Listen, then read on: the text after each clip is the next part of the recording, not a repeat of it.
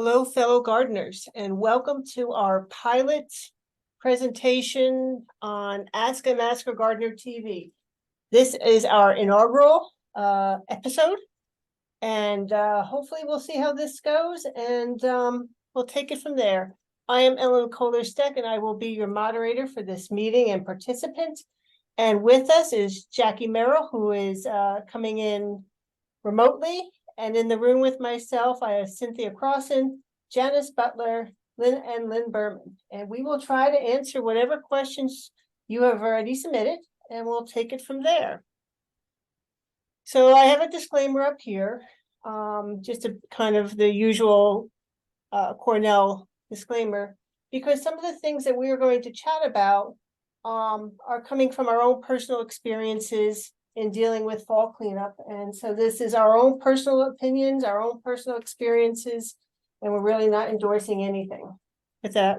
But at the end of the presentation, we do have a substantial list of resources that we utilize to get the information that is being presented.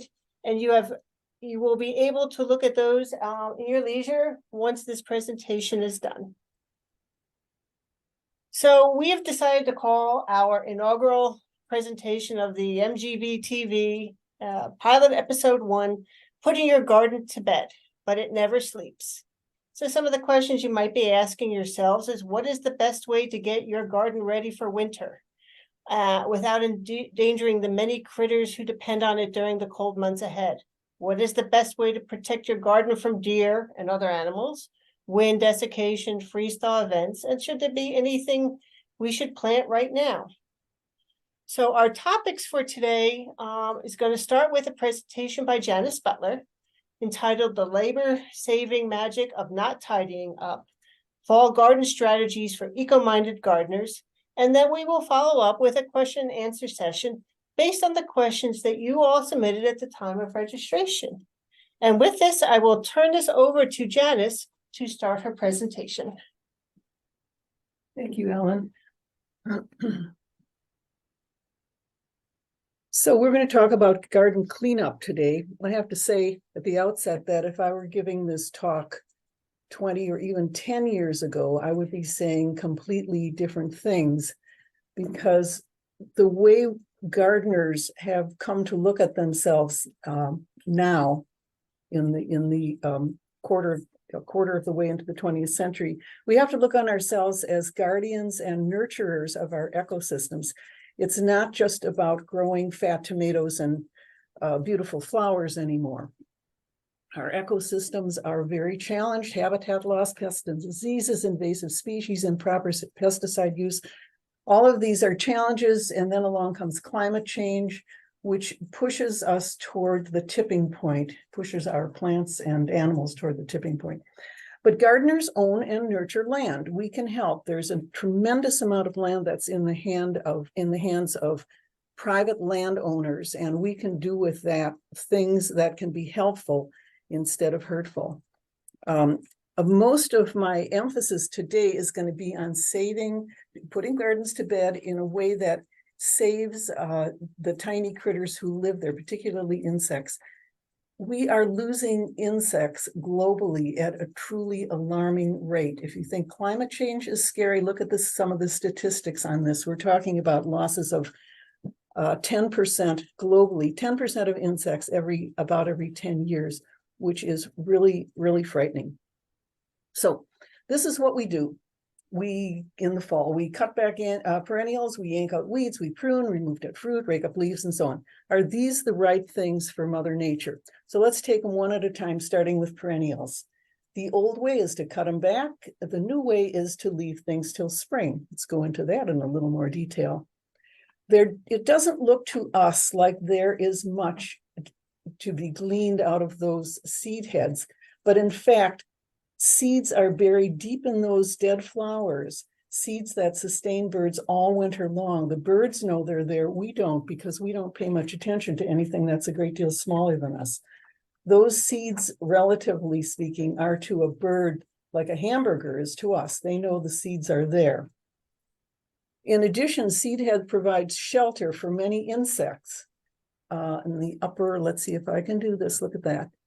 right there is a tiny little insect that's going to find some shelter and for the winter. And similarly, all of these little flower heads here could potentially be shelter for insects if the plant is left standing.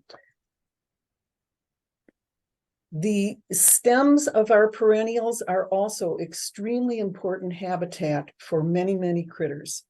In the upper left, you see an empty stem and what goes on in it. Those are the results of a mason bee having made a pollen nectar ball, the yellow thing, laid an egg, the grub emerges, and it's habitat. Life is going on in there. The bee in the little, that little bee there is also on a hollow stem. A stem doesn't have to be completely hollow. That one happens to have pith in it. And if the insect wants to use the stem, it can chew through that pith, going down as far as it needs to make its nest. So there are many, many beneficial insects that live in these stalks. It's not just bees, although they're the ones we hear about the most, but there are ground beetles, all kinds of wasps and flies and soldier beetles. This is extremely important habitat for these critters. If you can't stand the idea of leaving those stems and stalks standing in your garden over the winter, if you don't like the way it looks, cut them back, but leave 6 or 8 inches at the bottom and take the trimmings off to the side of your property, the back of the garage, wherever you want to put it, and leave it in a brush pile. And then you'll have, the critters will find it there. The stalks on that sedum are perfect habitat for some critter. There's a sumac stem. There's so many species of perennials are useful to critters. And here's what you cut the stems and just leave them in a loose pile someplace. The critters will find it. These piles are used by many, many tiny critters. And if you don't think these critters need habitat, look at this. This is my staples from my staple gun, which I left in my garage, left the garage door open. After a short period of time, I think it was about a day or day and a half, I came back and a mason bee had made its nest in my staples. So that's an indication that, that my staples were very attractive, but also that this particular bee needed habitat. Leaving these things stand doesn't have to be ugly. It doesn't have to be messy. It can be a beautiful feast for the eyes. These are all seed heads that were left that are really very attractive, much more attractive than looking at nothing, having them cut down.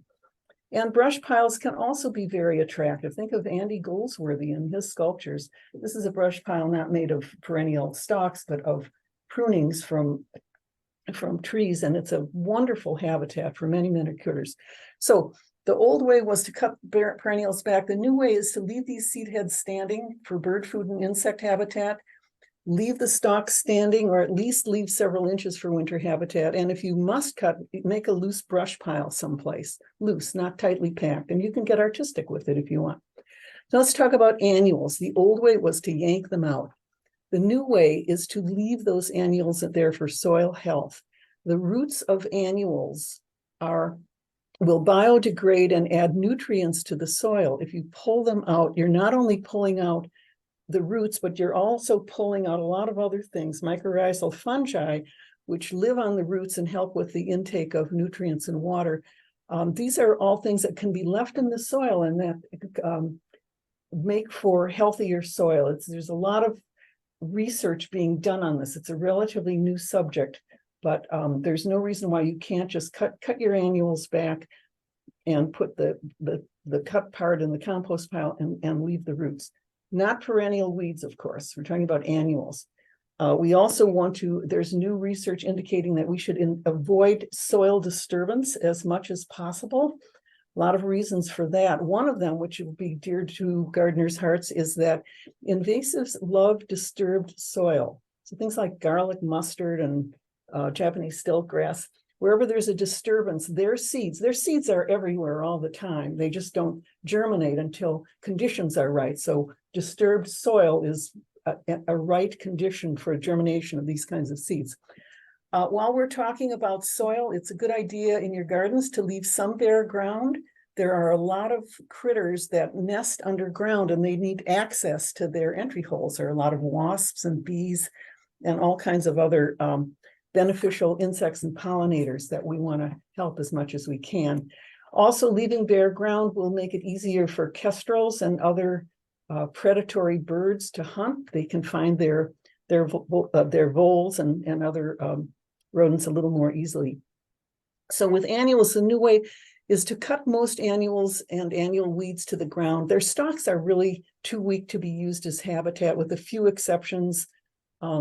Their roots will enrich the soil and create instant compost. New way also involves avoiding soil disturbance, minimizing pulling and digging, and then leave some bare ground if you possibly can for ground nesting insects, and it makes for easier hawk hunts. Now, fall leaves. The old way is to rake them or blow them or bag them or somehow or another get them to a landfill. Sometimes people mowed over their leaves too. The new way is to not destroy this habitat. This is habitat leaf litter for many critters, and it's also soil in the making. So what we do is we blow them, we put them in bags. Picture shows plastic bags. If you put them in paper bags, they're still going to a landfill, so you don't get a halo for that. And then in spring, we come along and spend a lot of money buying mulch. Somehow we have been led to believe that mulch, which we purchase, is more attractive than nature's mulch, which is leaf litter, which is free. So why is leaf litter so important? We shouldn't call it litter. We should call it leaf bounty. First of all, it's mulch, it's soil, and it's habitat. So leaf litter as mulch, actual or potential. Here's somebody who has raked up her leaves and put them in a little cage around this tree. She's been careful. You can't see it on the slide, but she's been careful not to have leaves up against the trunk of the tree. There's some space there. But these leaves started out at the top of that fence, and by spring, she has all this mulch. She took the fence away, she took all that mulch and shoveled it right onto her flower beds and her vegetable gardens. Leaf litter is organic matter in the making. Organic matter is anything that was once alive: dead leaves, another plant debris, dead insects, and their excrement at any stage in their life. That's what organic matter is. As it starts to come to decay, it's called compost. So leaves are compost. This is another thing we go out and buy when we don't really have to. So these are some of the critters whose job in life it is to turn leaves into compost and eventually into humus. Bacteria and fungi are at the bottom of this particular food chain, but there are all kinds of little critters that live in leaf litter. There are little worms, nematodes, slugs, beetles, all kinds of things whose life takes place there. So leaf litter is habitat. When you see a leaf like this, you can be sure that something's living in it. Now let's talk more specifically about who lives in this winter habitat for insects. As we all know, some insects go south, like monarch butterflies fly south for the winter. But a lot of insects stay here, either as adults, as eggs, as larvae, or as pupae. There's a question mark butterfly there who stays here as an adult, a praying mantis egg case, a cicada larva, and red admiral cocoon. You see there, these are all different life stages at which insects can stay. So here's some adult butterflies that stay all winter. There's a comma butterfly. That comma butterfly on the right is open. Its wings are beautifully open. On the left, on top, you see it looks exactly like a dried leaf. So you can see its camouflage is perfect for living in leaf litter. Below it is a morning cloak butterfly. On the bottom left, she is in her full glory in fall. And then she spends the winter, and in April, she comes out and she looks a little bedraggled. She's really had a hard winter because she spent the hard winter in leaf litter, sometimes in cracks in rocks, sometimes under the bark of trees, shaggy bark trees, like black locusts, or I can think of a number of others. These insects will tuck themselves into the tree bark as well as into leaf litter. So whenever you see a curled up leaf or any kind of leaf practically, you can be sure that there is something living in it. Also, those things that are living in leaf litter are food for birds. Birds, whether they stay here over the winter or whether they fly south, they need to bulk up in fall. They need to pack themselves full of calories to get through the difficult months. Where do they find their food? In leaf litter. Many species will find food in leaf litter. So when you see a bird pecking through leaf litter, they're not just, they didn't lose their wallets. They're looking for something to eat and finding it. And I couldn't resist putting in this beautiful slide of a woodcock. We don't hardly ever see them around here anymore, but they are definitely leaf litter pickers. So whenever you see this, you can be sure someone lives there. Now let's talk about this question of lawns and leaves. What do you do? When I talk about leaving leaves, I'm talking about leaving them on your gardens, basically. Obviously, you're not going to leave leaves on your driveway or your walkways. But what about your lawns? You, as gardeners, as homeowners, you have choices. You can do what you want, but it's good to know what the implications of those choices are. You can do nothing. You can simply let the leaves fall and forget about them all winter and rake them up in the spring. This is great for the critters. This, as you might guess, is not so great for your lawn. Another thing people do is to mow leaves into small pieces. This is great for lawns because those small pieces biodegrade quickly and provide nutrients for the lawn. Very bad for critters. You mow over a leaf, you kill the critters. You can blow bag, send them to the landfill. I think we all know that's kind of generally bad all around. You can rake leaves into piles at the edge of your property. This provides free mulch. It's good for the critters and it's good for the garden. Probably the best choice is to think about reducing your lawn area. Plant natives and islands and peninsulas. Bring your lawn in from the outside and just make it a little bit smaller. Here's somebody who's made an island in the middle of a very large lawn. It can be filled with perennials or just whatever you choose, and generally tends to be even more lower maintenance than the lawn. Now, as for pruning, the old way was to prune as needed, remove dead fruit. The new way is pretty much the same thing, but try and leave dead fruit for birds and other critters. If you can avoid cutting off branches that have fruit on them, that would be helpful to critters. Just another word about fall pruning. Before you do anything, you should always Google your plant. Some like to be pruned in the fall, some like to be pruned in the spring, late winter. If you prune at the wrong time, you're likely to not get the blossoms that you're looking for. So now, finally, just a common sense reality check. Everything I've said about saving leaves and saving all of these seed heads and all this stuff relates to healthy plants. You don't want to save any diseased or disease-prone plants or plant material. You know what a disease plant is. Disease-prone plants, you probably know what those are too. That's grapes, tomatoes, and some other vegetables, impatiens, peonies, roses. Lilacs have had a lot of problems this year with a particular fungus. So the leaves from these types of plants you should rake up and bag and send off to the landfill. And then do keep watering your garden at least until the ground freezes, especially with newly planted plants.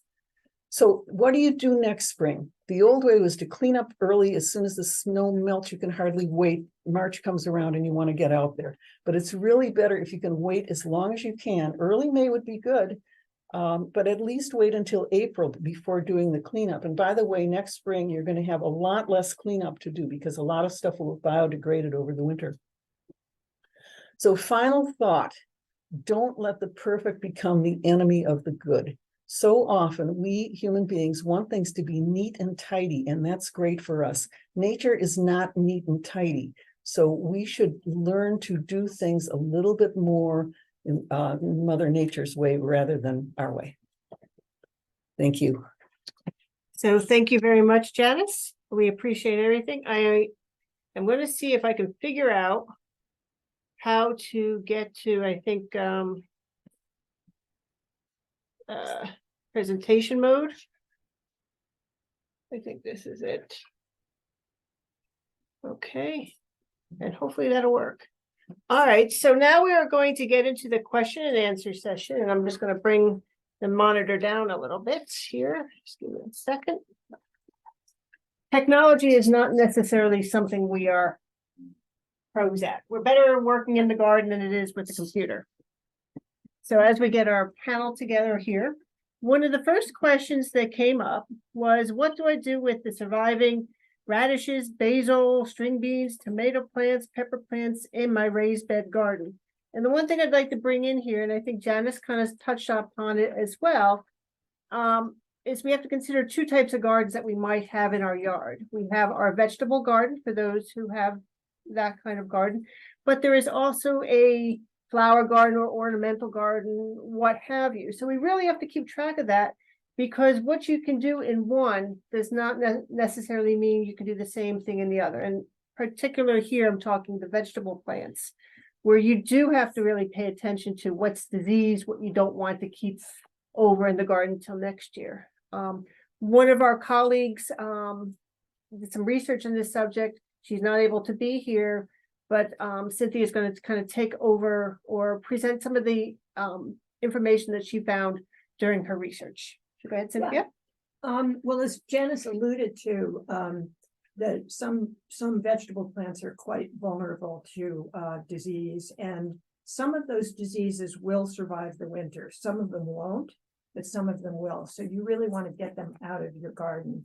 And we'll talk about what to do with them. But I'm now quoting a Cornell plant pathologist who says, just top to bottom, throw out everything from your vegetable garden, just strip it bare. And if you have municipal composting, that's great, because there's more time for the disease plants to age and the diseases to the pathogens to break down. If you don't, you can either bag them up and put them in the trash, or even better is if you have some kind of refuse pile that you have in your yard where you throw things that you're not going to use that pile for compost. So that's what you want to do in terms of the leftover plants. The other thing, a couple of other things to think about cleaning up in the fall are your tools. The tools do pick up pathogens from when you're working on your gardens, and you want to really make sure those are cleaned off. I'm now quoting from the Cornell plant pathologist. She says, hose them down to get the soil and any dirt or sand off, and then soak them for half an hour. So in a solution, she recommends a solution of 9 parts water to 1 part bleach. Then you want to protect your vegetable garden, your raised beds over the winter. You can either plant a cover crop, or an easier thing is just to throw on your grass clippings, your layer of leaves. I do tend to break my leaves down in a leaf mulching machine, spread them over my beds, and then in the spring, you can just fold them back into your dirt for your soil for instant nourishment. And then the last thing I'd say about what you should do in your vegetable garden to get ready for winter is record what you planted where that season, so that next spring, when you start planting your vegetable garden again, you can do some crop rotation. So you're not putting vegetable plants in areas where they're going to be exposed to the same kinds of problems that they had the year before. Good luck. Yeah, and I think the one thing we had discussed before is how many of us really have cleaned our tools between seasons. I know the most that I've done in some cases is convinced my husband to sharpen the blades on some of my snips and whatnot, so we're always sure that they're as sharp as possible. But the idea of cleaning has not necessarily entered my mind. I know we were also talking about our tomato cages and other supports that we use in the garden that we probably ought to add to this Yes. and cleaning? She says your steaks Yeah, too, is really. clean your steaks, yeah. Yeah.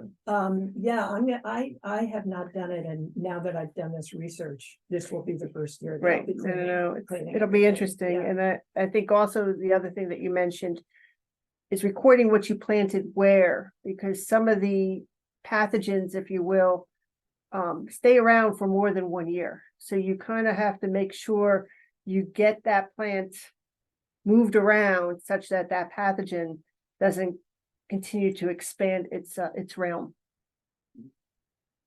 Okay. So then the next question that we had, should we not compost any leaves with black spots? And the answer to this is somewhat challenging in that our answer is it really depends upon what caused the black spots to appear on the leaves in the first place. And what we've put up here on this particular slide are two great resources to start off with. One is the obvious Ask a Master Gardener site. You can bring your plants in to them at any time, and they can help you figure out what caused it. The one thing I will probably caution you on when you bring it is you have to give some additional information to the folks working in the lab.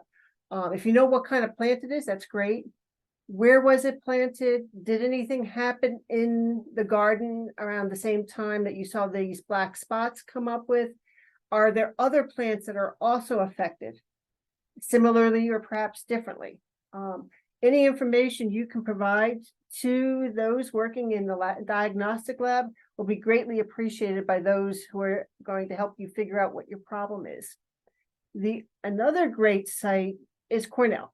Cornell has a cooperative extension website. It has a series of additional question answer type of things you can look into there, and you can find just about anything you want on Cornell's site itself. But I think one of the key things that have come up with what Cynthia said and what Janice has said really is if you don't know what caused the problem, don't compost it and put it to somewhere else on your property that could perhaps just naturally decay and it won't cause any more damage. Anyone else want to add to that one? Or are we good? I think we're good. Okay. So another question that had come up, is it too late to plant bulbs? Or is it too early to plant them for that matter? Any other tips for planting spring flowering bulbs? Right now it's the middle of October, and I think what Cynthia will tell us is that we're ready to go from a bulb planting type of thing. So That's take right. it away. Thank you, Ellen. We're in zone 6 here in Putnam County, and October is the sweet spot for planting bulbs. And I'm just going to stop and say by bulbs, I mean corms, rhizomes, tubers, that whole class of plant. And I'm also talking about spring flowering bulbs. So the tulips, the hyacinths, the daffodils. So what you want is you want your soil to still have some warmth in it because you want those roots to start developing. And the general recommendation for ideal temperature for your planting your bulbs is in the low to mid 50s. But there's quite a bit of leeway on both temperature and timing. You just want your bulbs, as I said, to have a chance to get established and before they go dormant, but you don't want to cook them because if they get too warm, they'll either destroy the bulb or it will affect the ability of the bulb to flower in the spring. If you have very dense soil, you want to throw some compost or something in to lighten it because the bulbs need some room to expand. And two other important considerations for bulbs are moisture, drainage. They need drainage. They do not want to sit in water. They will rot. And secondly, they do also need sun. And you have a little more leeway with the sun because if you plant them under trees that are deciduous, their leaves won't be out yet when a lot of these will be blooming. So you have a little more room than you might think you do. And then the other thing I'd say is, check the labels. The labels have gotten so much better on all plants, I think, but bulbs, I have a label here from a narcissus. It has very specific planting directions. It has how the depth, how deep you should, and pay attention to that because they really need to be planted at the correct depth to have the full blooming. And then for this particular daffodil, narcissus, they're saying that I can plant this September to December. So you don't have to, it doesn't have to be October. But the main thing is that if you have bulbs, plant them as long as you can get them in the ground, because it's very difficult to find the correct conditions to keep a bulb fresh and ready for the following year.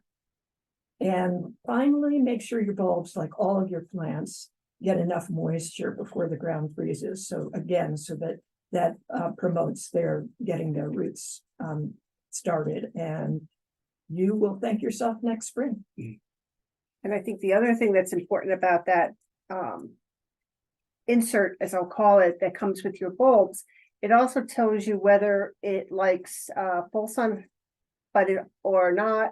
It also tells you if it's deer friendly, the deer like to eat it or the deer don't like to eat it. So it's something else to keep in mind with any information that you get from the nursery or online or wherever. Mm-hmm.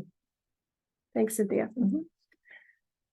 The fourth question we got was, as we said, what can I plant in the fall? And Cynthia just told us about the flowering side of things, but there's another thing we can also plant, and that is garlic.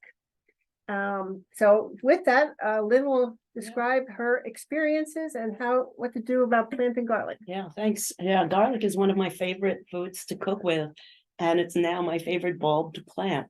And a lot of great things about growing garlic, but it's easy, and it's a wonderful plant for succession planting, where you plant it in one spot that you don't need until later on in the year. When you take the garlic out, then you can put something else in the same spot. It frees up your garden that way. And it's, of course, very delicious, and you can grow varieties that you can't buy anyplace. There are two main kinds of garlic. There's hardneck and softneck.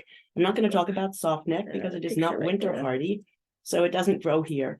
I'm going to talk about hardneck. This is an example of hardneck garlic. You can see this is the leaf shoot, and it's quite hard.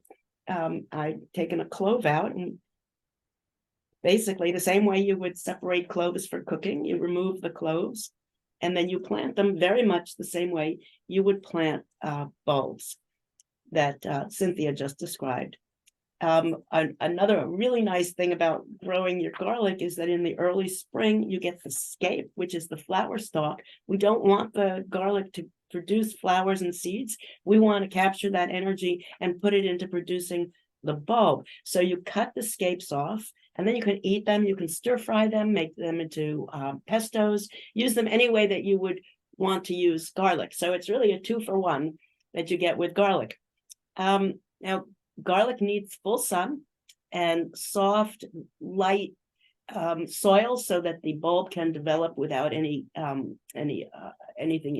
interfering with it.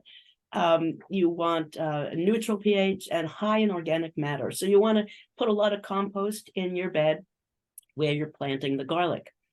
You don't, again, want to plant it someplace that you'll need before July. So, for example, when I take my garlic out in early July, that's where I put my next round. It might be next round of peas, it might be squashes, anything that I've been starting and it's off to the side in a small pot, and I put it into that spot where I removed the garlic. And garlic can also be grown in containers or grow bags, so you can just grow them by themselves and move them away when you're finished with those containers. It needs a long period of cold, the same way our flowering bulbs. So you're going to plant it in the fall, about 3 weeks prior to the first frost, which for us is right about now here in Putnam County. And that gives the garlic bulb a chance to develop the roots before the winter sets in. You prepare the soil by adding a compost and a nitrogen fertilizer. And then you plant it very much the same way you plant your flowering bulbs. You can make a long furrow, you can stick it in, you can make individual holes, but you want to make it so that the bottom of the clove, the flat part, is about so the top is about 2 inches below the surface. So you might be planting it 4 inches down, 3 inches, depending upon the size of your clove. And I think then you smooth it over, and you want to cover the surface with some kind of mulch. It could be compost, straw, chopped leaves. You want to get it nice and snug in there so that it doesn't suffer from the freeze and thaw heaving. And you water well for a few weeks so the roots get growing. Top dress again when the leaves begin to appear, and then you wait until spring. And in the spring, when you see the green tops starting to grow again, watch for the scapes, cut them off, and then you watch for the leaves to start dying back. And that's when you harvest your garlic, sometime in early to mid-July. And that's garlic. Yeah. It's a wonderful crop to grow. And the scapes are a great addition. I have used it in stir fries or anything else. I would just substitute in the regular chopped or minced garlic. And I would like to imagine, I have not seen it myself, but some of the farmers markets, some of the early harvests might actually be the scape. So to try to get your hands on it, reach out to the local farmers markets and see if they actually are going to have them there. Or one of the farmers that are there might be able to get you something on the side. We'll have to see. Lynn, can I use just a garlic that I bought at the grocery store yesterday? No, because most likely what you bought is soft neck garlic, Oh, and they're not winter hardy. They're also probably, unless it's organic, it's probably been treated to not grow. So so you know, that defeats where the should I purpose. get my? So I purchased mine. You can buy them online from garlic suppliers. You can buy them at farmers market if it's an organic farmer that's grown it. That's where I get mine. I eat half and I plant half. And then I keep it going throughout the year. You know, once you start growing, you'll have your supply of garlic forever. And what's interesting, there are different kinds of garlic, they have different flavors, different intensities. So you can now start expanding your use of garlic based on the particular kind you're growing. Great. Okay. So with that, we will move over to our fifth question, and this will be in Jackie's area. What do I need to protect my plants from deer, moles, voles, other larger critters than what Janice was talking about earlier? The answer is yes. So deer, voles, and moles do not hibernate, and they're active all winter. The deer will browse branches, buds, leaves, and twigs, and they leave a sort of a torn or shredded appearance. Male deer will also shred the bark of freestanding trees by rubbing their antlers to remove the velvet coating during the fall breeding season. Very damaging. Moles and voles travel via shallow tunnels and runways in the grass or via elaborate subsurface burrows. Voles are vegetarians. They eat the roots, stems, bark, bulbs, tubers, grasses, and they'll, in the growing season, they'll eat the leaves of plants. They can cause extensive damage when food is scarce in the winter, and they can actually eat away an entire root ball of a shrub. I've had this happen to me, or a small tree. They can kill seedlings, shrubs, and even mature trees by girding them, like chewing around the bark, the entire circumference of the stem of the tree, and that will kill it. Voles, and this is a horrific fact in my view, they breed all year long, and a single vole may produce up to 5 litters of 6 offspring with a lifespan of 2 to 16 months. So they don't live long, but they are constantly at it. So voles are a really damaging problem. Now, moles are carnivores. They live mostly underground, and they rarely eat vegetative material. Their tunneling, though, can damage trees and shrubs because they can expose the roots and create air pockets, and then the roots dry. But their feeding on the grubs and worms and other soil organisms can be beneficial to you. They breed in the late winter, and they have 2 to 5 offspring per litter. So they are less of a problem than the voles. In the next slide, you can see the damage that they do. So the voles create these tunnels. They can damage lawns. Moles, a big curse of people who maintain lawns and fields too, because those holes can trip up horses and other livestock. And then you see the damage from the deer with the tree bark removed. And then this is the typical chewing pattern on twigs. And you'll see this, the deer tend to be very active on the twigs in the fall when the other grasses are dying, and then in the spring when the sap is flowing and the buds are swelling, they'll start going after the twigs. What do you do to handle this? So the less suitable habitat for any of these critters is the first and the best approach to deter them.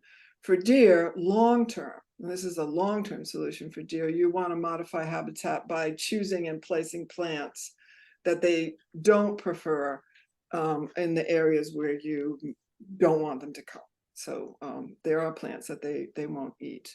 And sometimes you can actually surround your preferred plants with plants that they want to avoid.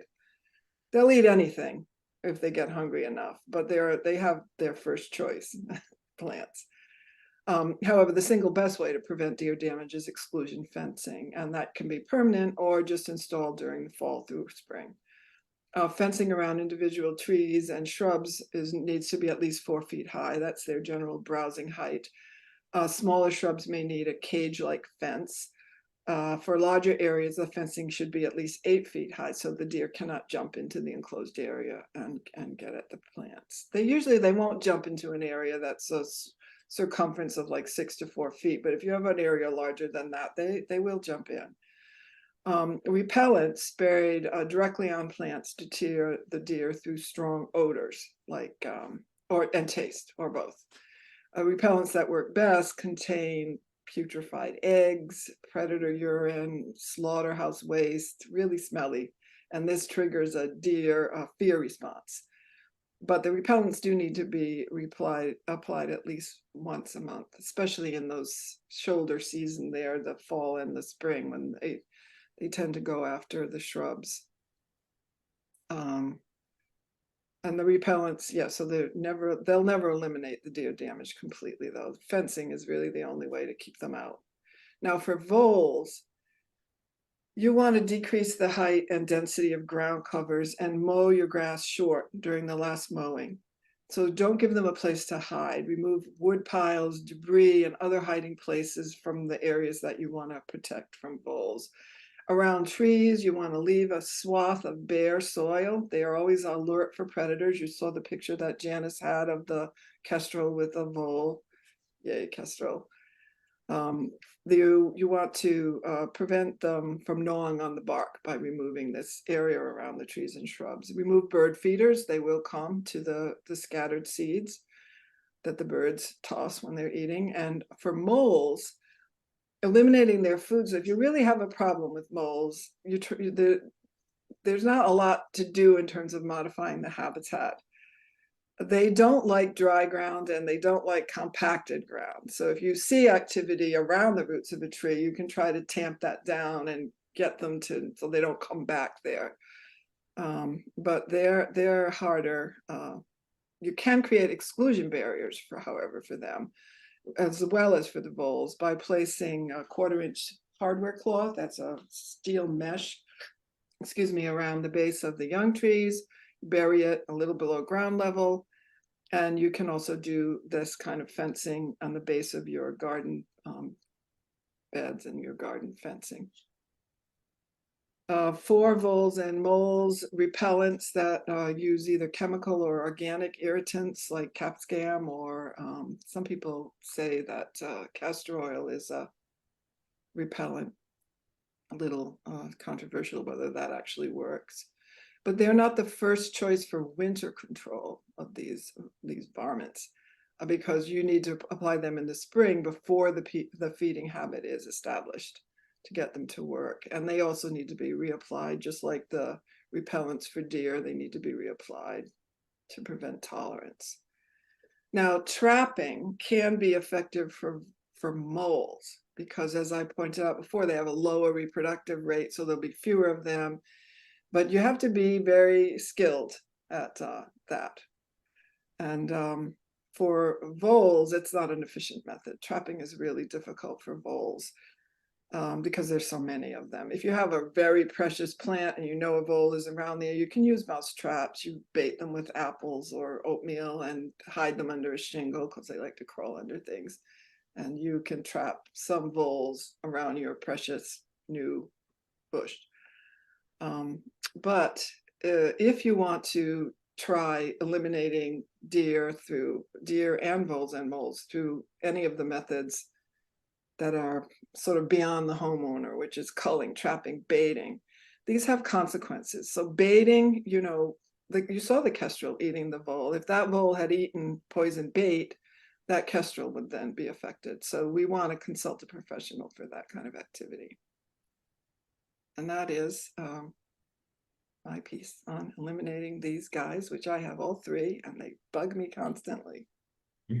Thank you, Jackie. The other thing I'd like to add here again is with regards to the deer and certain plants you put in, what a lot of the nurseries and or places you can buy them on the package insert, so to speak, it will tell you whether or not it is deer resistant or not. But that being said, you could have something that says deer resistant, yet in the situation where the winter is really bad and the food sources really have gone down, that will not necessarily prevent the deer from eating it. Yeah, you can't depend on that, but that is a guide. And Yep. like you say, for habitat modification, you want to make your place less attractive to them. You don't want to be putting their favorite plants right near that path where they come up from the stream. You know, that's you sort of want to create an environment that deters them. You'll never eliminate their damage completely that way. Direct them over to your neighbor. Yes, that's right. Send them over to the neighbor's yard. Great, thanks, Jackie. And one of the final questions that we had, and this kind of summarizes up everything that we've discussed so far today, is what kind of things do I need to do in the fall? And so one of the things people think about, cut down everything. Oh, we know the answer now is no. Some things should be left standing, maybe with a certain height limitation, depending upon what you like or don't like to see. But obviously get rid of any and all plants that have some sort of mildew or something growing that you don't know what it is. Get rid of the diseased items, put them to a different part of your property, off to the side where they're not bothering anyone. Don't add those items to your compost. As Janice said, rake up all the leaves. Not necessarily, but make sure they have been shredded up a bit. And the reason I say shredded up, because it helps with the breakdown, which is great for your vegetable garden or any other gardens like that. Great for your compost pile. Great for your garlic. Yeah, garlic likes it. Plus, if you've planted garlic, you want to protect them, so you want to Okay. put it on there, and it probably would be helpful for your bulbs as well. Just make sure we add everything to that. Fall weeding, something I had read is that you should do a final fall weeding, but based on what Janice says, you really don't want to disturb the ground. So I'll leave that one to yourselves to figure out what to do. I think if it's obnoxious, get rid of it. But that's my own personal opinion on that one. So with that, I would like to thank everyone who has attended our inaugural MGV TV session for Putnam County. I really appreciate it. We are nowhere near experts in any of these kind of things. And our participants in this first session, obviously, was Janice Butler, who gave a great presentation.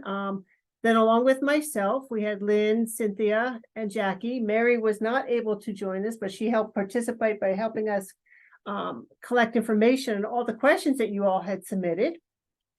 And with that, we do want to get feedback from all of you. And there's two places where you can submit any questions you might have, because again, we're not doing a Q&A during this particular inaugural presentation. But you can send any and all questions that you have to Maureen Salerno. I've put her card up here on this particular slide on the left-hand side. again, any questions you have with regards to any plants that you might have in your yard, garden, what have you, reach out to the horticulture hotline and diagnostic lab. They're willing and eager to take whatever questions you might have. And so some of the other things I have here is, I mean, we were talking about cleaning up for your garden, but some of the things that you may also want to consider is taking a canning class, so you know how to deal with all your abundance of fruits, vegetables, whatever you've been growing. You can even use that for the early garlic that you collected. You can do mince it, put it in oil, shove it in your freezer, whatever. This coming Saturday, there's going to be an open house on the farm at Tilly Foster, and the master gardeners are going to be there in various capacities. You might see some stuff on composting, the pollinator pathway. Again, any questions you can have, come on over. They're always willing to help you. You can pretty much find them. They're usually in a green smock by a red tablecloth table. The other thing that we are also hosting is a wreath making workshop. And this is something, while it's for the fall, you can learn how to make wreaths, which could be something that you utilize your own items from your garden. You can think of sage that you're growing. You make a sage wreath. I know some people use grapevines and other things, but it could be something interesting that you can now start reusing that which is in your yard and garden and whatnot. And then I have 3 slides of resources that we have utilized to collect all the information from you. And one of the things you'll notice by most of these resources, it actually comes from various land grant universities that actually have cooperative extensions. So for New York State, it's Cornell, but other states in the area also have their own cooperative extension, and they have horticulture and agricultural divisions. So take a look at these. Again, just like I mentioned earlier with regards to Cornell, it has a great website. Any of these other universities also have great websites where you can get information on gardening. And with that, I think we are done for today. So thank you to everyone who attended. Thank you to everyone who have put ourselves out there in front of you, so to speak. So stay tuned, and thanks again.